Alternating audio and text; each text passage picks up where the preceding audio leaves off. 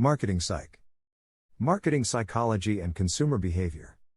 How does the placement of objects an indication of similarity? Why do we get attracted to things which are more symmetrical and orderly positioned?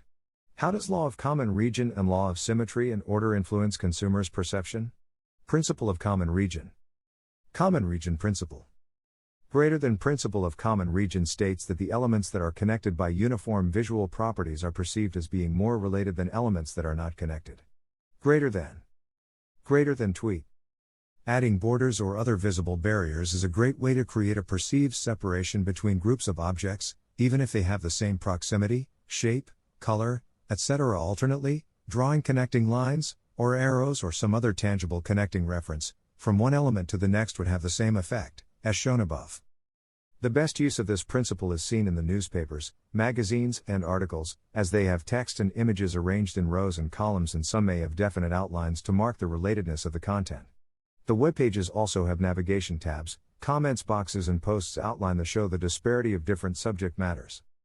Principle of common region is also used in satellite imagery and aerial photography, which delineates the boundaries of geological structures and man-made buildings based on their infrared reflectance on grayscale, where black and white define extreme ends of the spectrum. Satellite panchromatic image. Principle of symmetry and order, law of Pragnan's. Olympics logo.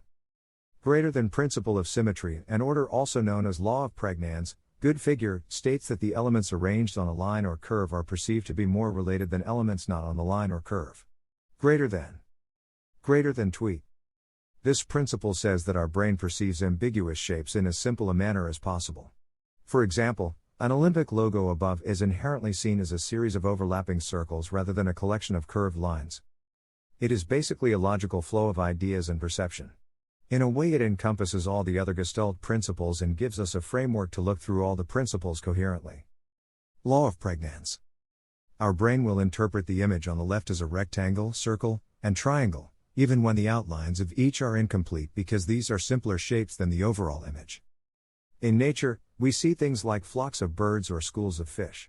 They are made up of a bunch of individual elements, but because they move seemingly as one, our brains group them together and consider them a single stimulus logically, thus serving the law of Pragnan's good figure. Symmetry and order. The Gestalt principles and perceptual organization emphasizes that perception is a personal phenomenon. People exercise selectivity as to which stimuli they perceive, and they organize these stimuli on the basis of certain psychological principles. The interpretation of stimuli is also uniquely individual because it is based on what individuals expect to see, considering their previous experiences, the number of plausible explanations they can envision, and their motives and interests at the time of purchase. Consumers explicate marketers' offerings using two types of indicators. A. Intrinsic cues. Intrinsic cues are physical characteristics of the product itself, such as size, color, flavor, or aroma. In some cases, consumers use physical characteristics, for example, the flavor of ice cream or cake, to judge product quality. Consumers like to believe that they base their evaluations of product quality on intrinsic cues, because that enables them to justify their product decisions, either positive or negative, as being rational or objective choices. For example, the package of Hillshire Farm sliced meat was redesigned after studies show that consumers want to see the meat and care a lot about how it looks. The new package has a transparent window showing the product. It also has a shallower tub, because consumers perceive neatly fanned out meat in containers as being of higher quality. B. Extrinsic cues. More often consumers use extrinsic cues, characteristics that are not inherent in the product, to judge quality. For example, though many consumers claim they buy a brand because of its superior taste, they are often unable to identify that brand in blind taste tests.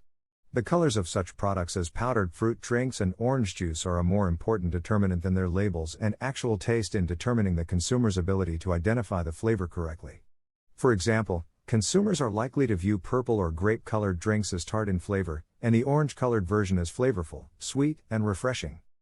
In the absence of actual experience with a product, consumers often evaluate quality on the basis of cues that are external to the product itself, such as price, brand image, manufacturer's image, retail store image, or even the perceived country of origin. Stimuli are often highly ambiguous. Some stimuli are weak because of such factors as poor visibility, brief exposure, high noise level, and constant fluctuation. When stimuli are highly ambiguous, an individual will usually interpret them in such a way that they serve to fulfill personal needs, wishes, interests, and so on. Thus, marketing, branding, and label innovation play a crucial role in highly competitive consumer markets. For example, in the beer industry, the product's package must stand out because over half the purchase decisions are made at the shelf. A study found that consumers engaged most with illustrations and logos, and less with package copy. So now, when you are ready to make a purchase decision, make sure you have the marketing Bible in hand.